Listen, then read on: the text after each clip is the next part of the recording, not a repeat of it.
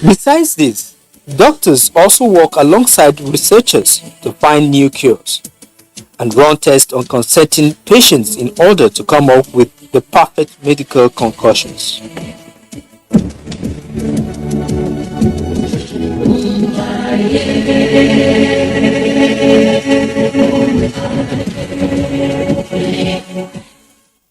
On this episode, we'll beam our searchlights on the wanton waste of life. Wole Soyinka, one of Africa's prolific writers, in his work, Madmen and Specialists, captures all these thoughts and many more. Stay with us.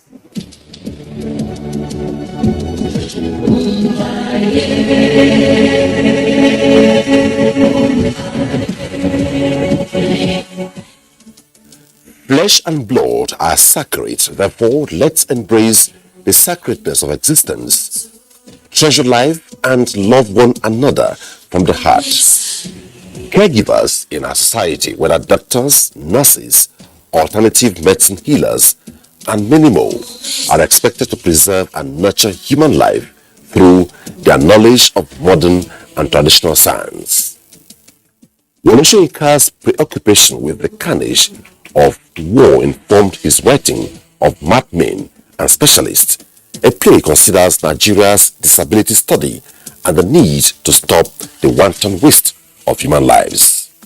I think Wole Soyinka was preoccupied with the problem of war, the carnage from war, because in the play you have references made to flesh eating, which is cannibalism, and the actual eating of flesh, so described in such a way that the reader gets disgusted.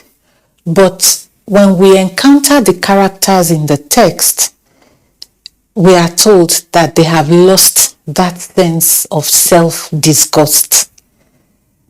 It's a post-war drama because it was published after the Civil War that took place between 1967 and 1970. And when you go through some reviews, they tell you it's about the Nigerian Civil War, it's about the Congo War. Someone even said you could even draw some, analogies about Vietnam or other war-ridden countries. With the word mad, most of the characters, oscillate between lunacy and sanity. But I think they are more mad than sane. And I find it gratifying to note that it's actually the men in the drama that are mad. And I believe that was why you had the title Madmen and Specialists. But at another level, whether male or female, it's generic man. We are all mad in a way because the carnage, the murder, the killing, the conflict that we see, not just in Nigeria, but all over the world, tells us that just as we have madmen, there are specialists expected to cure them. But what do we have in the play? The specialist, Dr. Bero, goes to war as a member of the medical corps in a convalescence home. And what did he do? He made a U-turn and joined the intelligence gathering outfit. In fact, he wasn't referred to as a medical specialist, but an intelligence specialist. And his father got angry and told that same line, followed him to war. The father taught him how to eat human flesh, either as, victims of war or just outright murder, but they feasted on human flesh. And in fact, a character in the play talks about the favorite part of the body that he likes to eat. You see, it disgusts the reader, but then how disgusted are we about the wanton waste of human lives? So Soyinka must have, try to draw the attention of the reader and the audience to that indisputable fact that life is sacred. Themes like sacrifice, search for truth, the environment, womanhood, parasitism in human race, among others, are examined in the play. Looking at the text again, we see the emphasis on the earth. The earth will always take its own. And whatever you take from the earth, you are supposed to give back or replenish it. And two very significant characters in the play tell us this aspect, Iya Agba and Iya Mate. Iya Mate is more on the quiet side, but Iya Agba, from her name, grandmother, big mother, okay, is the one who confronts Dr. Bero towards the end of the play to tell him that the earth, as it revolves, ages, but then whatever you take from the earth, you give it back. And whatever you give back to the earth, it uses to replenish itself. Therefore, what should we give to the earth? Is it human blood? What should we sacrifice? The theme of sacrifice is also very important in the play. Characters in the text are portrayed as victims of war. They are referred to as mendicants in the play. You have Afa, Goyi, the cripple, and the blind man. These are victims of the different harsh circumstances in which they found or still find themselves. For example, Afa was a chaplain. How did his ordeal start? The spasms that he suffers from. In fact, the play tells us he's a victim of St. Vitus. And St. Vitus is like epilepsy. It's a psychological or neurological order that makes the victim to double up. And I tried to Google it, and it has something to do with chorea, that's dance, movement, and then you have the blind man who became blind because his eyes were bombed in war. And you have the cripple who cannot really do much for himself in terms of mobility. And then the Goyi is the one who doesn't have legs, okay? He is also immobile to some extent. And so the text is considered Nigeria's classic example of debility studies, okay? That is the study of infirmity, the study of sickness, the study of those who are ill psychologically or even from environmental factors. The play is replete with ironical and satiric scenes which playwright utilized to further expand the plot of the drama. Ironically, the incarceration of the old man is a style that raises the curiosity of the reader. Very early in the play, you want to see the old man. You want to know where he's kept. And ironically, it's an enclosed or confined space, the clinic of, Dr. Bill. And when the reader's curiosity is satisfied, we see that indeed Dr. Bill is one of the madmen, even though his father, the old man, could be seen as a madman too.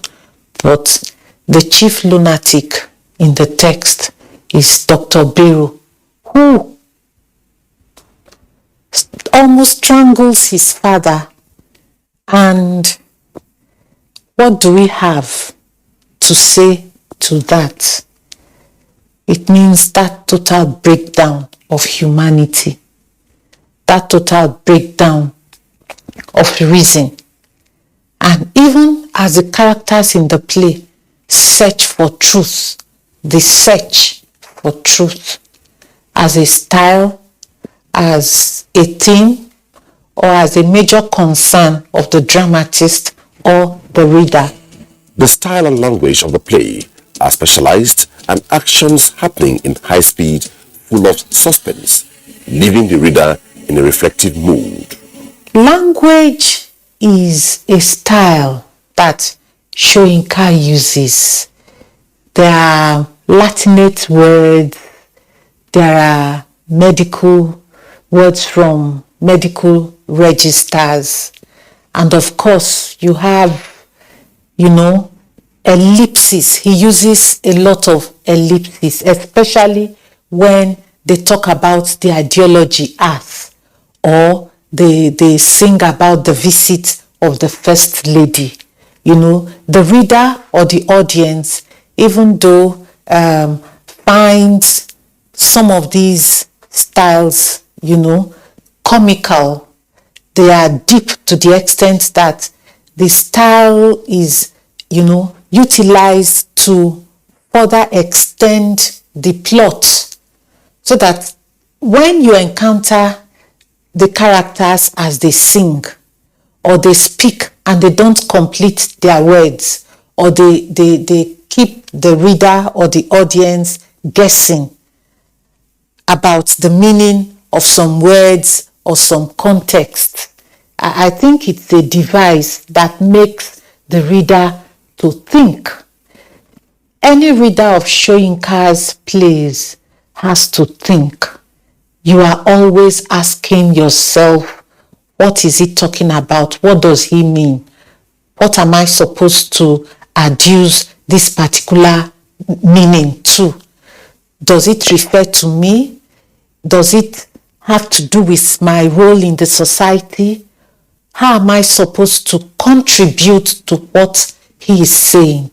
And of course, his use of satire.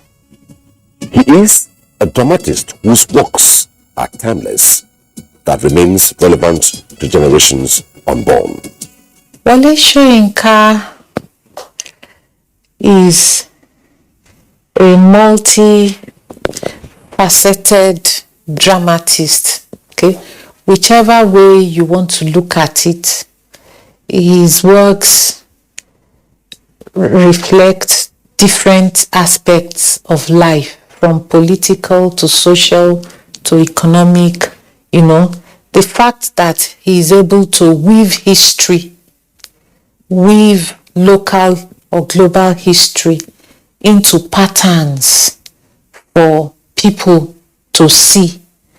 Issues of ritual, issues of sacrifice, issues of patriotism in the different genres of literature tells me that he is one writer whose works are going to make more contributions as events unfold. Reading Mad Men and Specialists 20 years ago didn't evoke the meaning that I get from it now. And so in this COVID-19 season, you want to look at how a dramatist 30, 40 years from when a situation occurred is able to project into the future. It's like a time series, and for me, that stands him in good stead. His works are evergreen and they cannot be considered to be dated, because as national issues arise, you note that, oh, something like that or reference to that was made in a poem, a play, a novel, an essay by Wole Soyinka. He's a relevant writer, he's a committed dramatist, and one that continues to add value to the world of dramatic creativity.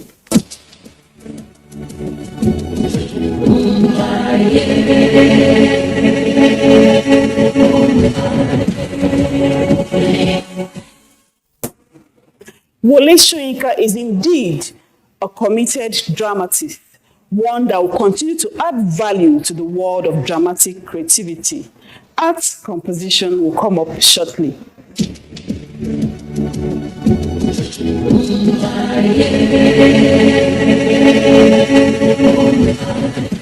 Madmen and Specialists, a play by Wole Soyinka, conceived in 1970 during his imprisonment in the Nigerian Civil War. It is his 8th play which has a close link to the theatre of the absurd. Madmen and Specialists is considered Soyinka's most pessimistic play, dealing with man's inhumanity and pervasive corruption in structures of power. The plot concerns Dr. Barrow, a corrupt specialist who imprisons and torments his physician father. Barrow and his father have lost their moral compass, but other community members in the play offer hope that society can still heal. Akinwande Oluwole Babatunde Soyinka, known as Wole Soyinka, is a playwright, a poet, a dramatist, an essayist, and a Nobel Prize winner in literature. He is the first in sub-Saharan Africa to be honored in that category. Born on the 13th of July 1934, he studied at the University of Leeds, University of London, University of Johannesburg, University of Ibadan, and the Abeokuta Grammar School.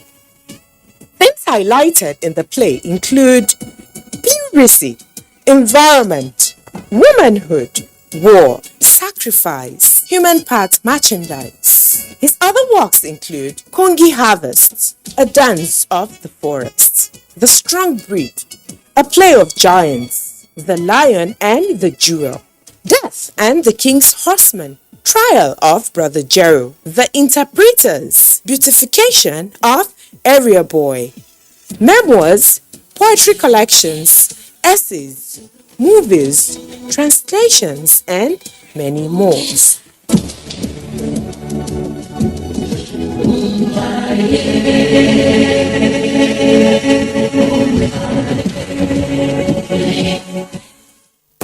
What is symbolism in literature?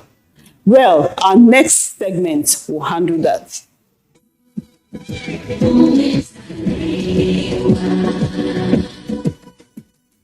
Symbolism. The word symbolism is derived from the Greek word symbolon, meaning token or watchword. Symbolism is a figure of speech that is used when an author wants to create a certain mood or emotion in a work. It can also be seen as the use of an object, person, situation, or word to represent something else.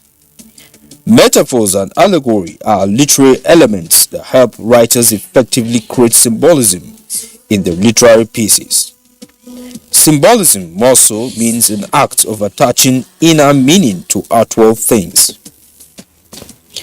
Types of symbolism: religious symbolism, socio-cultural symbolism, economic symbolism, science, arts, and political symbolism. Religious symbolism. There are a lot of religious symbols based on different religions, to include Christianity, Islam, Hinduism, Buddhism, and many more. Sociocultural symbolism. This is a physical manifestation that signifies the ideology of a particular culture, that merely have meaning within a culture or social group. Economic symbolism. Economic symbols are the expressions of symbols for economic purposes. For example, MasterCard, equations, and many more. Sign symbolism. This includes standard signs that have been adopted by convention to simplify the writings of numbers, formulas, and equations used in science. Art symbolism. Some art symbols include chalk, carvings, paintings, sculptures, and others. Political symbolism. This could be represented with national flags, clothing, anthems, animals, and many more. Examples of symbolism. The dove symbolizes peace. A red rose or red color symbolizes love or romance. Black often symbolizes death or evil. A ladder. This stands as a symbol for connection between the heaven and the earth. A broken mirror often symbolizes separation. Importance of symbolism. In literature, symbolism is used to produce impact, which it accomplishes by attaching additional meaning to an action, object, or name. Symbolism helps to create emotion in a story. It is one of the most important elements in giving an artwork depth, either in colors of a painting, the metaphor in a poem, or setting of a literary piece.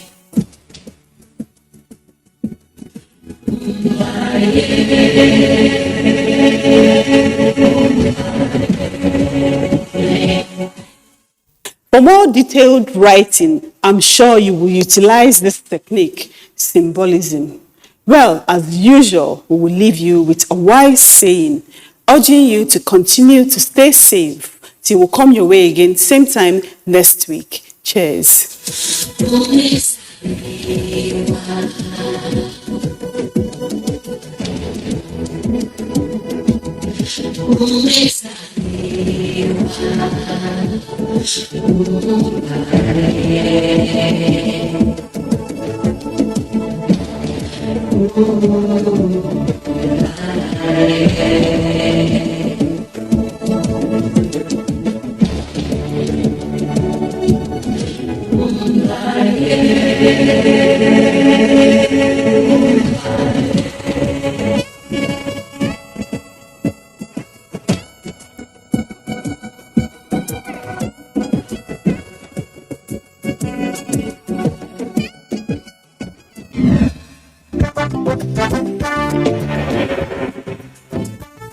And there's a start and get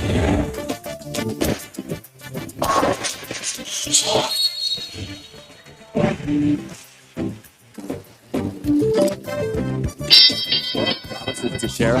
Heads up that way.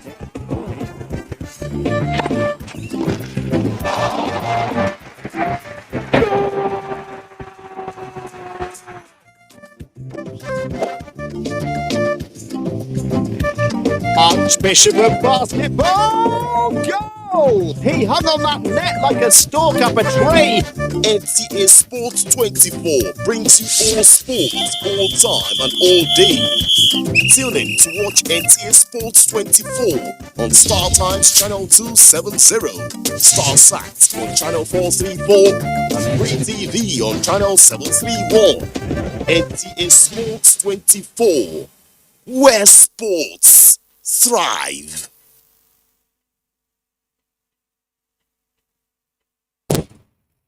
Information is power. Everyone wants power. So feel powerful with the NTA News mobile app, the one-stop information center. Real news at your fingertip. Be the first to report by uploading first-hand information on the U-Report link, and be the first to know by simply clicking on any of the links on the sidebar for headlines, domestic and foreign news, economy, security, politics, sports, and more. Stream live on your smartphone and tablets and stay connected. It's pretty easy. Simply download NTA News app from your Google Play Store and you're good to go. NTA News mobile app, your access to real-time information. This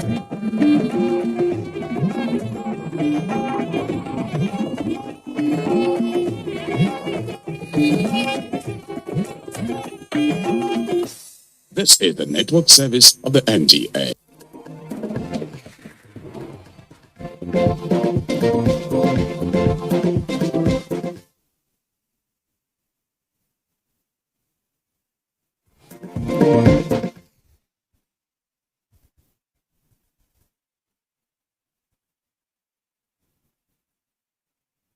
Situation is getting better was mentioned, and suggestion, like I've said, were provided and solution discussed.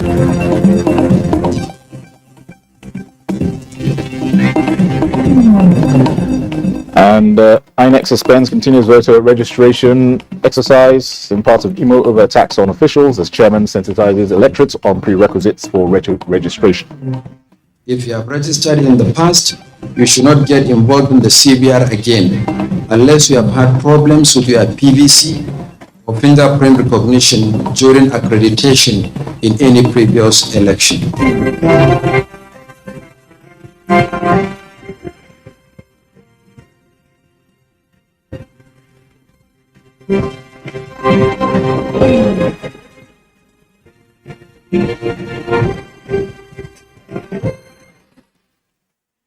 And now the details. As the Lent season reaches its climax, Christians converged on churches to mark Holy Thursday, also known as Maundy Thursday. Elizabeth Omori reports that the clergies hinged their sermons on tolerance, true service, and leadership by example, as demonstrated by Jesus Christ during the Last Supper when he washed the feet of his disciples.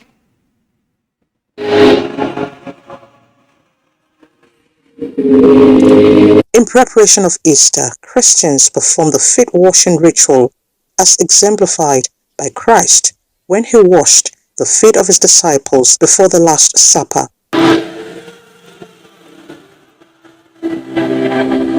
This spiritual exercise reflects the act of humility, which the Bible instructs to be a lifestyle in order to eliminate rancor, pride, and violence. This is a period of reconciliation. It's a period where you get to think about your Creator, like what your purpose is on earth. Lessons from the tradition, clergies say, include patience, selflessness, among other virtues. Wash the feet of one another in the church. Wash the feet of one another in the wider secular society. If our religious leaders do that, our political leaders, traditional rulers do all that, I tell you, we shall have a more peaceful society where people feel loved and people are served. As Christians, as leaders, you should humble yourself before the Lord.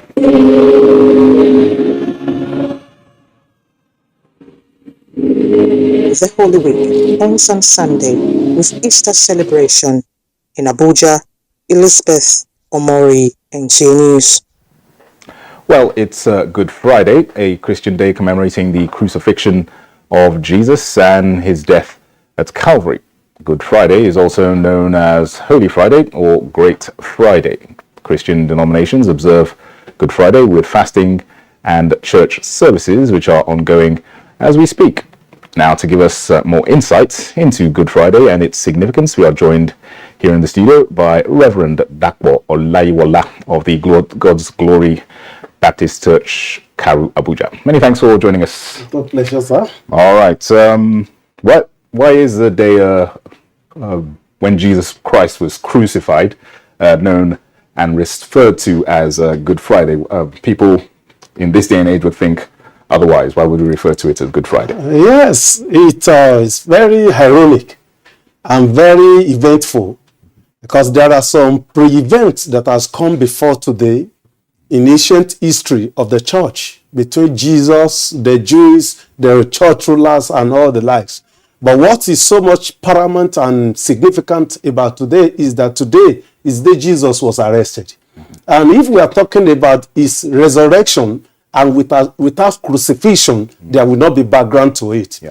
So with the picture that today is a dark day, is a picture, is a background that we have a place to take off into resurrection, which is significant in the life of the church and in Christian life.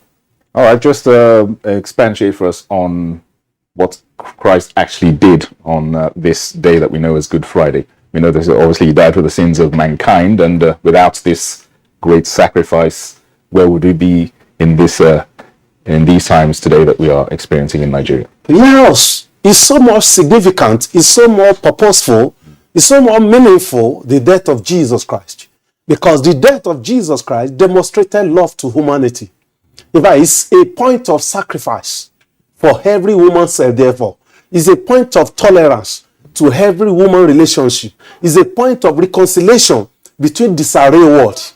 Looking at what Nigeria is going through in a couple of years, looking at what world is going through, looking at the pandemic in the past, the death of Jesus Christ, the blood of Jesus Christ has brought men together, has brought women together. As a matter of fact, irrespective of religion, it's a point of reconciliation that people should live in love. People should live in harmony. Everybody should tolerate one another. Everybody should help one another and let the world move on.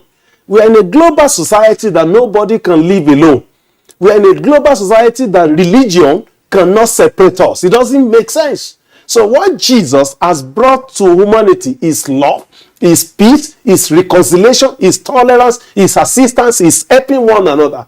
And it's so much significance that Christian faith will always commemorate the death, resurrection of Jesus Christ, because it's so significant in humanity.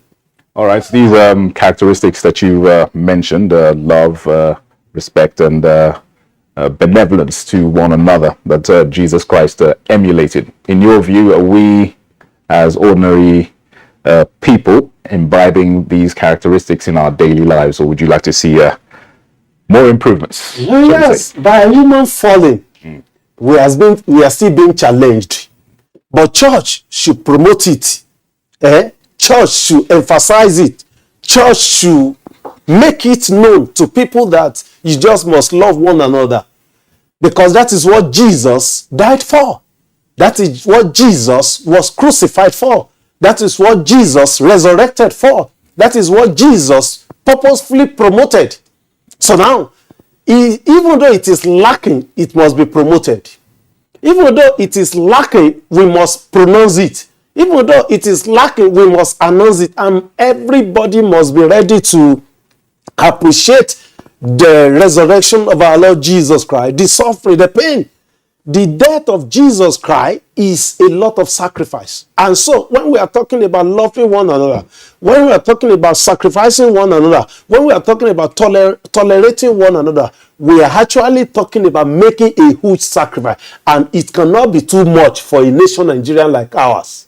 It cannot be too much. And by so doing, everybody will live in peace, will live in joy, will live in progress of all manner of endeavors.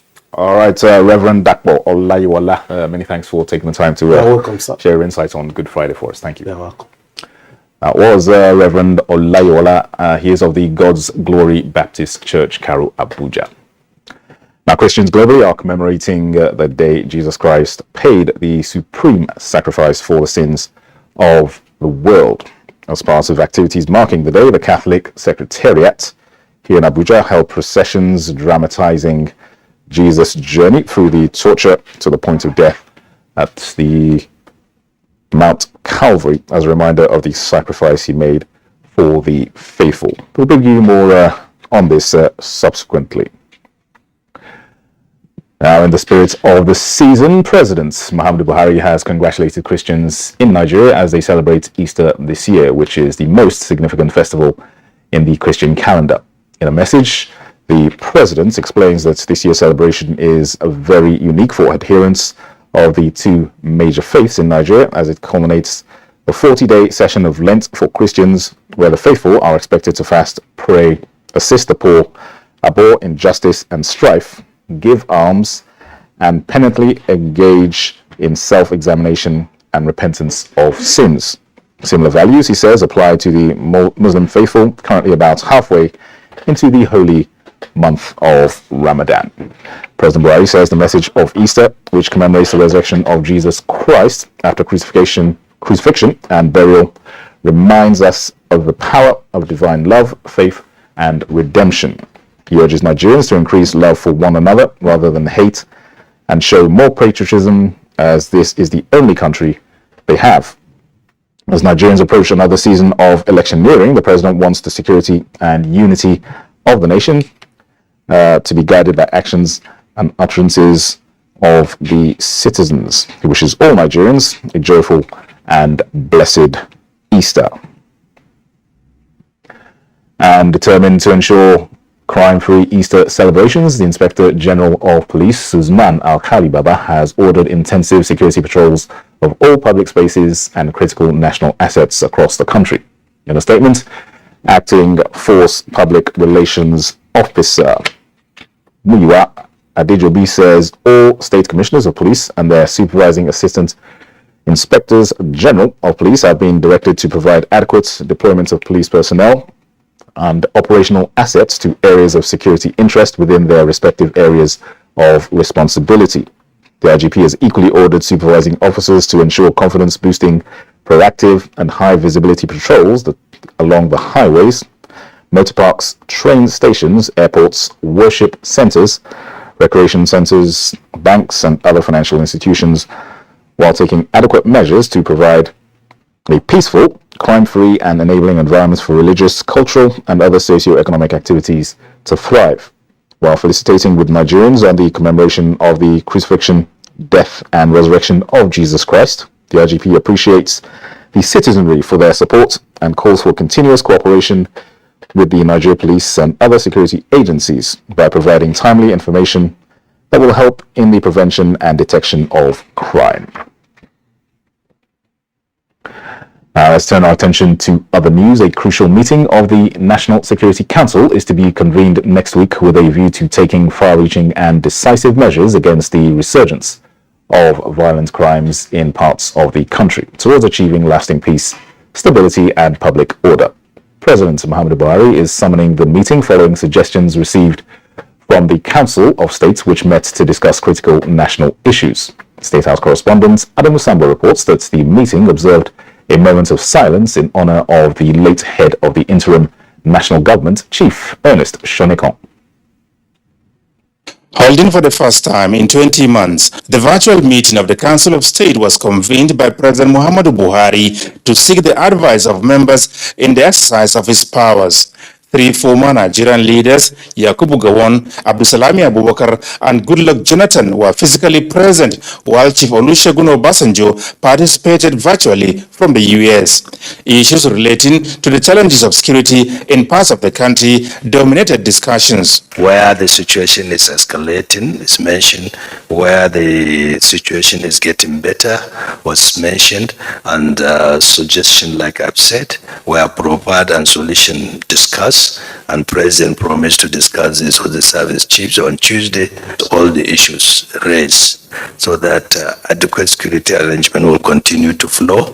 The Council of State noted that despite the high cost of food items, which is a global phenomenon, Nigeria is virtually food secured and the security situation in the northeast significantly enhanced. The governor of Borno really commended the president for the good work that security agencies are doing in the northeast, especially Borno. He said he can sleep now with all eyes closed. He see clearly an end to insurgency in the coming months. Chairman National Population Commission Nasir Isa Kwara briefed the Council on the Commission's state of preparedness for the forthcoming national population and housing census in the country. We have been able to lay the solid foundation for the census.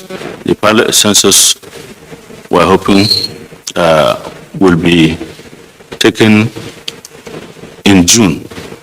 And if we're able to achieve that, we're hoping that we should be able to conduct the full census after also the general elections in 2023. So we're hoping to give Nigeria a digital accurate and widely acceptable census. The Council has noted and we've been given the go-ahead to continue with our activities as we planned. Meanwhile, the Council of State has ratified the grant of presidential pardon, clemency, and mercy to 159 of the 162 Nigerians recommended by the Presidential Advisory Committee on the Prerogative of Mercy. Well, the first person in respect of which objection was raised was convicted and sentenced to 120 years imprisonment on grounds relating to stealing and conspiracy that runs into billions. And he served 5 months in prison.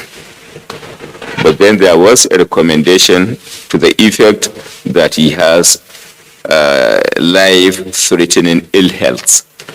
But then an objection was raised at the council that it will send a very bad signal, taking into consideration the volume of money that was said to have been stolen and the conspiracy element of it. In the meantime, President Muhammadu Buhari has been given the go-ahead to confer the National Honors Award to some deserving Nigerians. And it's a reflection of Nigerians who have made significant contributions to this country. Men and women of character, men and women of integrity, men and women who have excelled in their various fields of endeavor. 434 Nigerians and Friends of Nigeria have been proposed for the National Honors Award to be held for the first time under the Buhari presidency. From the State House, Adamu Sambo, NTA News. You're watching the news at 10 on NTA News 24. Up ahead.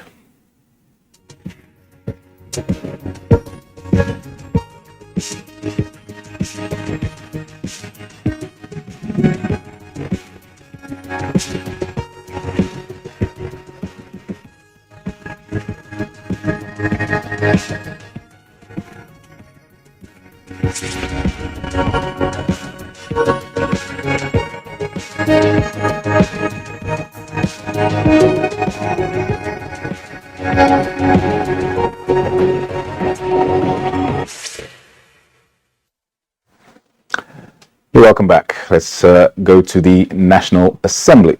The House of Representatives has passed the bill amending the 2022 Appropriations Act, approving 4 trillion naira subsidy on petrol. The approval is sequel to a federal government request submitted to the House last week seeking adjustments to the 2022 fiscal framework. The amendments of the 2022 Appropriations Act enables adjustment to the schedule, which previously had 442 billion naira as subsidy for petrol. The adjustments made an additional provision of 3.5 trillion naira, bringing the amount to 4 trillion naira. And the Senate has approved the revised 2022 fiscal framework with an increased budget deficit from 965.42 billion naira to 7.35 trillion naira. The new fiscal framework provided for estimated crude oil price benchmark from $62 to $73 per barrel, daily crude oil production from 1.883 to 1.6 million barrels per day, an increase in the federal government's independent revenue of 400 billion, additional provision of 182.4 billion to cater for the welfare of the Nigeria Police Force, and provision of 76.13 billion for domestic debt service. Testing for reduction in statutory transfers of some agencies totaling 6.07 billion. Or laws that we can put together that can make the embassy spend money on their own, of course, is welcome. But I think that as it is now, the president has written that it should be repealed, but I can see that it's here. They are going to side to ensure compliance with this act when it is signed by Mr. President.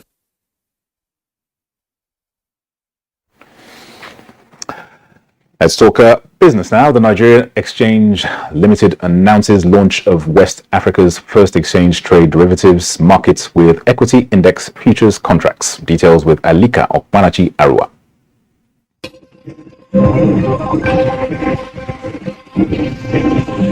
The launch of NGX ETD market saw the listings of 2 equity index futures contracts, NGX 30 index futures, NGX pension index futures, with more securities to be added in the future. To promote clearing efficiency, stability, and confidence, the exchange has collaborated with Premier Central Counterparty (CCP) in Nigeria and NG Clearing Limited to provide the clearing infrastructure for NGX derivatives market and its clearing members, Access Bank and Zenith Bank. The ETDS market will commence with trading activities by the first 3 trading license holders, Cardinal Stone Securities Limited, Meristem Security Limited. Commenting on the launch, the Chief Executive Officer, Temi Popula, commended the efforts of stakeholders who have successfully driven the completion of the derivatives market since 2014.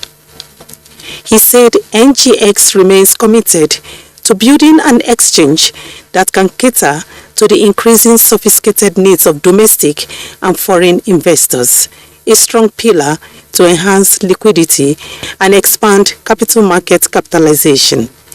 NGX ETDS market will complement existing asset classes, provide investors and other market players with the necessary tools for tactical asset allocation, as well as improve risk and cost management for effective portfolio management. It will further enhance the participation of domestic and international investors in Nigeria's financial markets, which will positively impact the performance of the economy. In taking a look at Wednesday tradings on the floor of the exchange.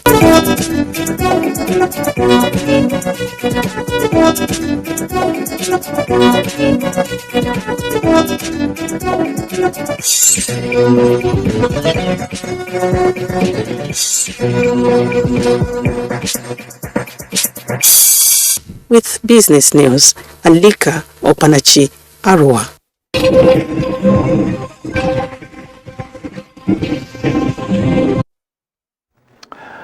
Now, following the high number of invalid registrations recorded in the ongoing continuous voter registration exercise, INEC Chairman Professor Mahmood Yakubu is appealing to political parties to sensitize their members on those qualified for the exercise. The appeal was made at a media briefing at the INEC headquarters, Abuja. If you have registered in the past, you should not get involved in the CBR again, unless you have had problems with your PVC or fingerprint recognition during accreditation in any previous election. In that case, all you need to do is to revalidate your registration by visiting a designated registration center to recapture your fingerprints and picture. Other registered persons who may also get involved in the CBR are those whose PVCs are missing or defaced, those whose details need correction, and those seeking to transfer from their current places of voting to other locations. These cases do not involve new registration. Apart from this, the CBR is essentially for Nigerians who have attained the age of 18 years and have not registered earlier. Meanwhile, the Independent National Electoral Commission has suspended the continuous voter registration exercise in Ihite Uboma local government area of Imo State.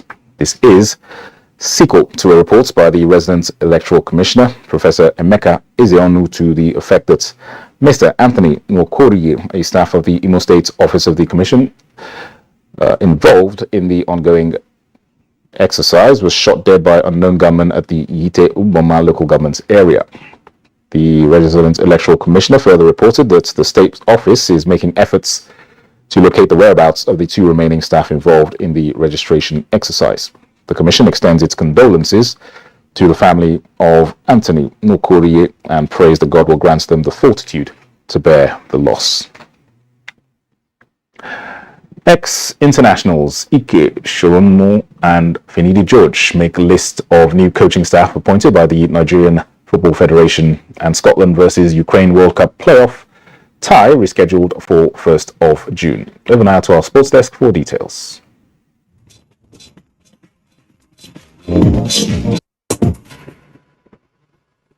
Former Super Eagles winger Finidi George has been appointed an assistant coach in the Super Eagles. Finidi will work as the second assistant coach, while Salisu Yusuf will act as the first assistant coach. The former Ajax of Amsterdam star is the current head coach of Nigeria Professional Football. Other appointees announced by the Nigeria Football Federation on Thursday are Usman Abdallah, who is the third assistant. According to the NFF, a new head coach of the Super Eagles will be announced and officially unveiled once the process for his engagement and contract signing are concluded. Meanwhile, Scotland's World Cup playoff semi-final with Ukraine has been rescheduled for 1st June, with the winner playing Wales in the final 4 days later. The Hampton semi was due to be played on 24th March, but Ukraine asked FIFA to postpone the tie following Russia's invasion of the country. Wales beat Austria to progress to the final, which takes place in Cardiff. As a result of the new arrangements for the World Cup playoffs, Scotland and Ukraine's Nations League Group B1 matches will be altered. Scotland, Ukraine, or Wales will face England, Iran, and USA in the Qatar World Cup later this year. The tournament takes place from 21st November to 18th December.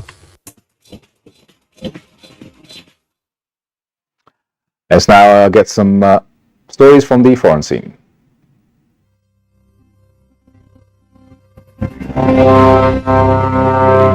The death toll from South Africa's unprecedented floods climbed to 341 on Thursday as helicopters fanned out across the southeastern city of Durban in an increasingly desperate search for survivors.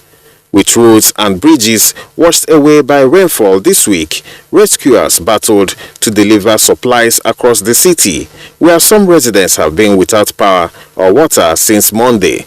A total number of 40,723 people have been affected, with 341 fatalities recorded. At a small airport north of Durban, helicopters carried rescuers in and out.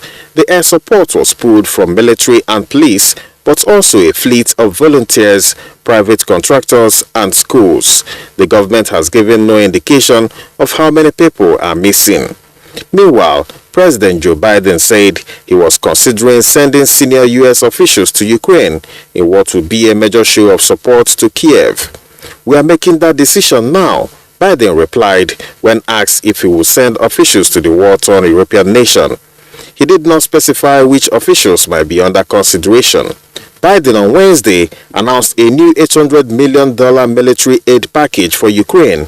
The Pentagon said it has been looking to provide Ukraine with weapons that will give them a little more range and distance, with Kiev gearing for an escalation of Russia's offensive in the eastern Donbas region.